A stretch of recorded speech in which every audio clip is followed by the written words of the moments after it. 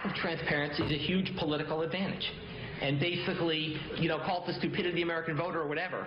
But basically, that was really, really critical to get him to think to pass. And, it's the second best argument. Look, I wish Mark was right. We could make it all transparent, but I'd rather have this law than not. So it's kind of like his reporter story. Yeah, there's things I wish I could change, but I'd rather have this law than not. Jonathan Gruber, you've known this, you've heard this, we've played it, we've played the new tapes, the old tapes, the third tapes. This guy has said this over and over again.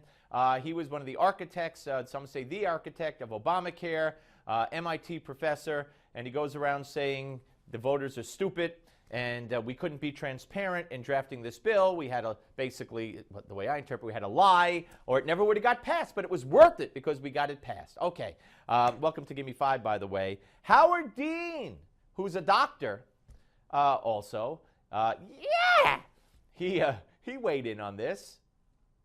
The problem is not that he said it, the problem is that he thinks it. Right. I'm serious. It's the core problem with the damn law is that it was put together by a bunch of elitists who don't really fundamentally understand the American people. That's what the problem is. Yeah. Whoa. Whoa. Was that Howard Dean saying that? That this was put together by a bunch of elitists who don't understand what the problem is? He's talking about Obamacare? Howard Dean? I'm glad, good for him, but I don't recall him talking about Obamacare since its inception in that way. Maybe I missed it all these years. What do I know? All right, here's one more. The comment and the video were made at an academic conference. I was speaking off the cuff, and I basically spoke inappropriately, and I regret having made those comments. Public policy that involves spending is typically less politically palatable than policy that involves doing things for the tax code.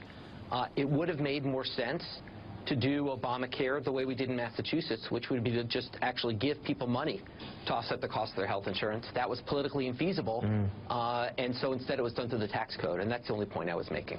Yeah, so he's trying to backtrack it as if it was a slip of the tongue, as if he expressed himself improperly on this one time when a camera happened to be rolling. Well, now we've had 3 separate occasions where he has said the same thing, and he said it mockingly. He said it in a pejorative nature and manner. He knows what he was saying.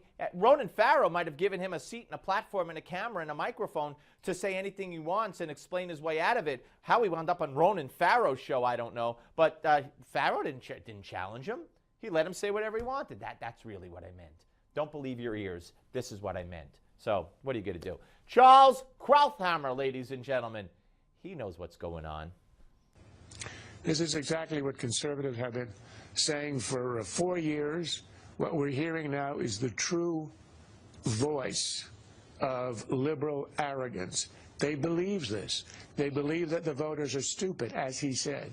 And they believe that they know the right way. They have to lead the masses to the promised land, and they can only do it by deception.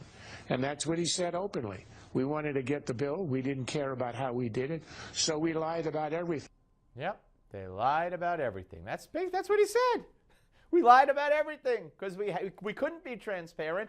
We had to fool the stupid voters, and it was worth it because we got the bill. And you think the president was unaware of this? You think the president was unaware when he was lying to America day after day? If you like your insurance, you could keep it. If you like your doctor, you could keep him. You think he was unaware that he was lying then? They lie like they breathe. And here's one more from the great Charles Krauthammer. We lied about if you can keep the plan, knowing that you can't keep your plan. We lied about the fact that this would be a transfer of wealth, a massive transfer of wealth, because as Gruber said, had they known that, it would never have passed. They lied about every aspect of this.